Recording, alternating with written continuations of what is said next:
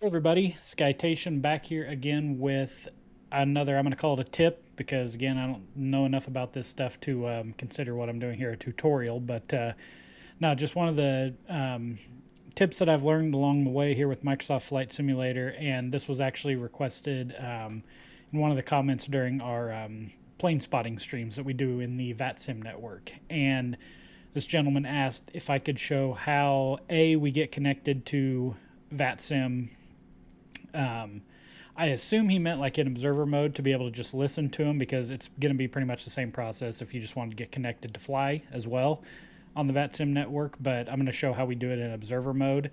And then also he mentioned FSLTL, our it's a traffic injector, but we don't use it for. I don't use it as a traffic injector. I just use the model matching in the VATSIM network. And so he mentioned if I could show how that setup was as well. So I'm just going to run through it real quick. There's a lot of tutorials out there for both of these things already that probably do it a whole lot better than what I'm going to do. But I'm just going to try and show you a quick route of how I put both of these items, how I installed them and got them going. Again, this is specific to the VATSIM network. So FSLTL does work in just the regular simulator when you're just flying around. If you want to get AI traffic in and have the model matching be correct and all that, that's a separate thing. I'm not going to go through that whole process. This is just as it relates to VATSIM.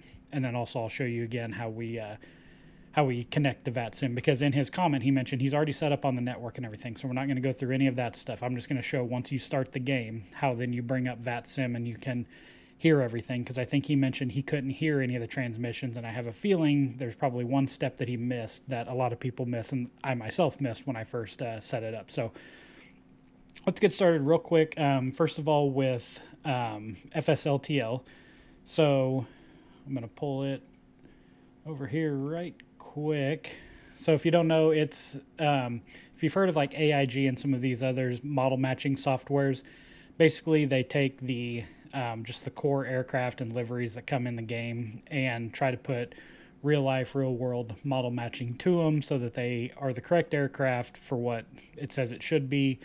The liveries are correct to the area in the world in which you're at and the types of airlines that fly into certain airports and that sort of thing. So it just kind of adds a sense of realism to it. And on top of that, there is the ability then to use that model matching technology in VATSIM as well, and that's what I use it for. So if you go to their website, fslivetrafficliveries.com, they've got it here. You can read over all the stuff here, and then they've got installation instructions for you. So I'm going to click over to that, and it all gets installed by the fly-by-wire installer. So if a lot of people already have that particular jet, that comes with that installer as well, you may already have that loaded in. If not, walks you through how to do that, and then you basically just download the file and drop it in the community folder. Now, from the tutorials I have seen with AIG and some of these others, it is much more in depth. And this is specific to adding traffic into the game, not into VATSIM. So again, if you're thinking you may want to do this over AIG and you're only interested in it for VATSIM, that's kind of a different story, because again, you're not trying to get the AI traffic to be injected into the game. You're just wanting to model match when it comes to VATSIM. So anyway, you can read through those instructions. Tells you how to install it here, and then there is a section, I believe it may be in the user guide, that talks about how to do it just for VATSIM. And so really what you'll end up doing is you're not going to do any of these installations and instructions that say, install the injector and all that kind of stuff. Basically with VATSIM, you're going to download the file, and then you're going to take this .vmr file, which that is essentially a rules file that you then put into vPilot, and that's what's used to then match all of the models and everything for any planes and aircraft that are in the VATSIM network at the time that you're flying. So you'll want to download it, get it from the website, follow the installation instructions. If you want to go ahead and put the injector in and all that, so that when you're just flying in the simulator itself without VATSIM or anything, and you're just using AI traffic, you can add the model matching there as well. But otherwise, if you're just interested in the VATSIM part of it, you still need to download it and then drop the file into your community file. And I will pull mine up here right quick. And so you can see in my community file here, I've got some of my other stuff in there, but FSLTL traffic base is the folder that you'll download and then drop into the community file. Inside of that folder, the FSLTL underscore rules.vmr file, that's what we're going to be interested in. So once you put it in your community file, drop it in there. At this point, that's not going to do anything. When you start up the flight simulator, it's not, you're not all of a sudden going to see traffic when you connect to VATSIM or anything. So you do have to complete another step at this point in vPilot. So if you have vPilot open at this point, which I do right here, you go to your settings tab in there, and then you will go down into the model matching tab. And then if you expand that, you'll see this custom rules tab. And if you've never done any kind of model matching, this box here will be completely blank.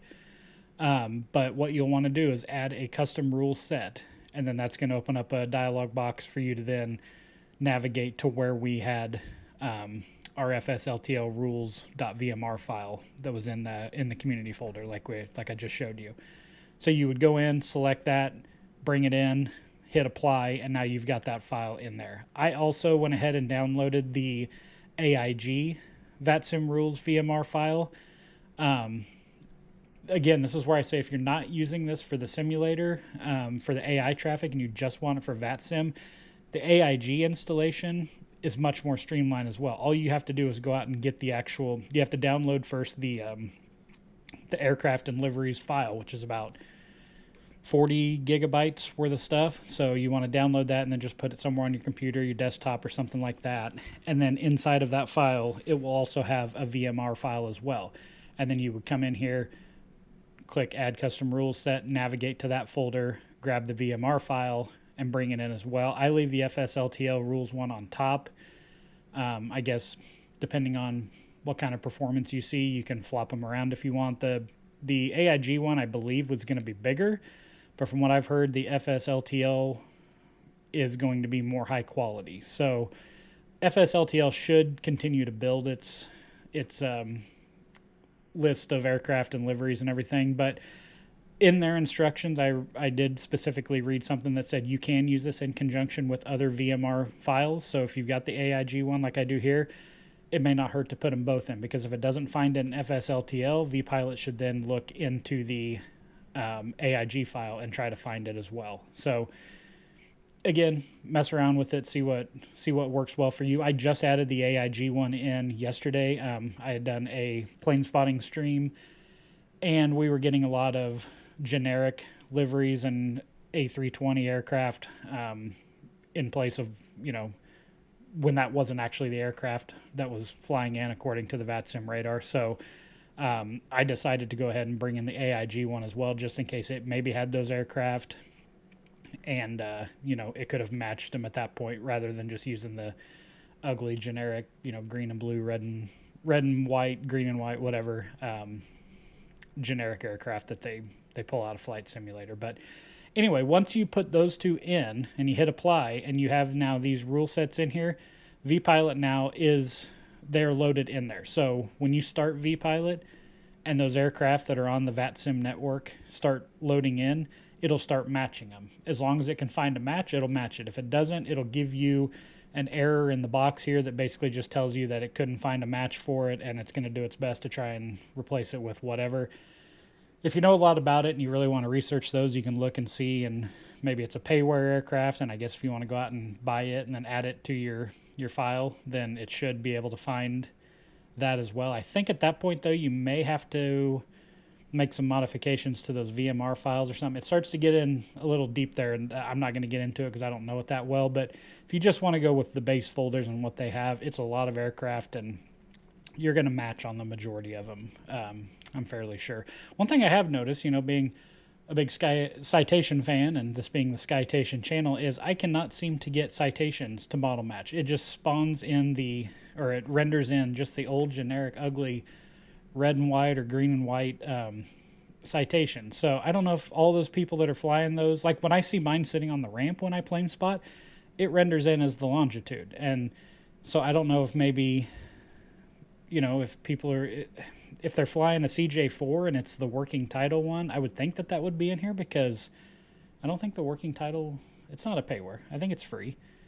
So I would think that that would be included, but maybe it's not. But or those people could just have some sort of library or citation model, that is a payware and we just don't have in the file, and that's why it's not matching. But yeah, if anybody knows, leave that in the comments or something of why the citation just does not seem to match, because I get excited every time we plane spot and we hear that there's a citation coming in, and then by the time I pick it up and zoom in on it, it's just one of the old ugly models. And so I want to try and get that to where we can start seeing some good looking citations. But anyway, once you have all of that loaded in, your vPilot in terms of model matching is ready to go. So at this point now, you'll want to go ahead and close vPilot and reopen it after you do it. It's probably not a bad idea. But now at this point, you can go ahead and start the simulator and go ahead and pick a spot to go if you're going to join the VATSIM network. So if you're going to go fly there or just listen there, you got to spawn into the airport regardless. And so I typically go to SimAware map.vatsim.net, which is a SimAware real-time VATSIM radar, basically showing you, it's basically like FlightAware, but for simulation. But it shows you all the simulator flights going on. And so I just went ahead and spawned in, for purposes of this video, something that I knew was going to be online with ATC so we could hear them, and one that's usually pretty busy, and that's Gatwick here in London. So you can tell when you look at the radar by hovering above the airport, it'll tell you what kind of controller they have online. So right now they've got ATIS, ground, and tower. So we're going to tune into tower just so that we can hopefully hear some good transmissions. But you can see there it shows you what type it is, and then also the frequency that you'll need to tune to as well. And so you want to have something like that pulled up so that you know where you want to go, and then once you get there, you can reference that for frequencies, but it'll also show you in vPilot what some of the frequencies are as well. But so anyway, on the screen here, I have spawned into Gatwick, so we're there. So the first thing you have to do is get your radio up and going in your plane. So obviously, if you're going to go somewhere, you're going to start up and get everything going. When I do plane spotting, I'll just load in on a ramp that's out of the way. It's not going to get in the way of anything. And then I will go ahead and start up the battery. This is on the Citation longitude, so it'll be different for every plane. But start up the battery, and then I go ahead and connect to external power. That way it just doesn't sit here and eventually the battery dies, and then you wonder why your transmissions all of a sudden stop. So once I have that on and external power on, I'm good to go for mine. Then you just need to navigate to your radio stack in your aircraft. So on the longitude, it's the touchscreen panel over here, or if you've got some sort of external peripheral, I have the Logitech radio panel here sitting on my desk, so I typically use that. But basically, you're just going to want to get somewhere where you can start tuning radio frequencies. So at this point, now that we're actually loaded in, you'll want to go back to vPilot that you've reopened, and then from here, you want to go ahead and connect. And again, this is assuming you've already got everything set up on vPilot. You've got a profile, everything's good. You actually know how to navigate a little bit through all of this. But you'll go to connect, and then you can just put in, your information here. And then if you're going to do what I'm doing, or if you're just wanting to listen to transmissions or anything, you always want to connect in observer mode. That way they don't wonder what the heck you're doing. Controllers you don't show up on their radar and they start to wonder why you haven't done anything or why you don't have a flight plan filed or anything like that. You can uncheck the box, and connect normally, but for this purposes of this video, I'm going to connect as an observer. So you go ahead and do that. You're going to see it run through its thing here, and then it's going to connect. I'm going to scroll up because that's our model matching happening right there. But right back up here, you're going to see connected to voice server. Now, this, I think, is where it fails for some people, where they don't hear anything or they think that nothing happened. You want to make sure it says connect to voice server. If it does say that and you still don't, you're going to go through all these following steps I'm going to show you and you still don't hear anything, one of the things you want to check and make sure is go to your settings and go to your audio and make sure that you have a microphone device. Now, for mine, I usually just use the microphone that I use when I'm streaming. If you have a headset, then obviously it would show up there, and that's the device you would want to use for your audio input. So some sort of microphone. So if you don't have a microphone plugged in, and you can see down here as I'm talking, like you can see, that the levels here showing you that it's picking up what you're saying. If you don't have some sort of input device, it's not going to connect properly. I went through that, and I think a lot of people run into this issue and think something's not working right, and it's just the simple fact that you don't have a microphone. This happened to me the first time I tried. I was just going to get in observer mode and listen. Couldn't hear anything. I even sent a text message to one of the controllers through vPilot here and just said, hey, have you said anything in like the last 10 minutes? Because I haven't heard anything. And he said, yeah, I've been saying stuff for about the last 3 minutes straight. And that's when I realized there was some issue here. So obviously, you can check your speaker settings if you do have a microphone plugged in. But that's usually the first thing I check. Check to make sure you have a microphone as an input device. Check to make sure down here it's picking up levels and everything. And if that's the case, everything should work fine for you. So, but that's the one thing that you want to make sure to look at. What did I changed it to the actual microphone. Okay.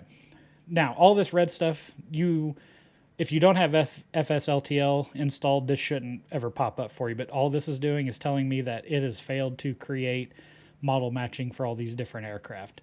And so it's simply because it doesn't have a matching file for it in either one of those two files that we have. And so this is probably where you're going to see some generic aircraft if we go out here and look around on the ramp and you just see like a completely white A320 or, the old ugly red and white, green and white base models. So you'll get some of those errors. And again, this is where I said you can then start going into this and researching and seeing, why that one's not matching. And you can go out there and try to find models for it and add them to your folder and all that kind of stuff. But that's way out of my league, and I'm not too concerned about it at this point. Like I said, for the majority of them, it does a pretty good job. So at this point now, we are connected into vPilot, but now we still can't hear anything going on because right now in our plane, we're connected to frequency 12485. So you can either look at the VATSIM radar that we were looking at earlier, or you can look over here and it's going to start showing you some frequencies of everybody that's online.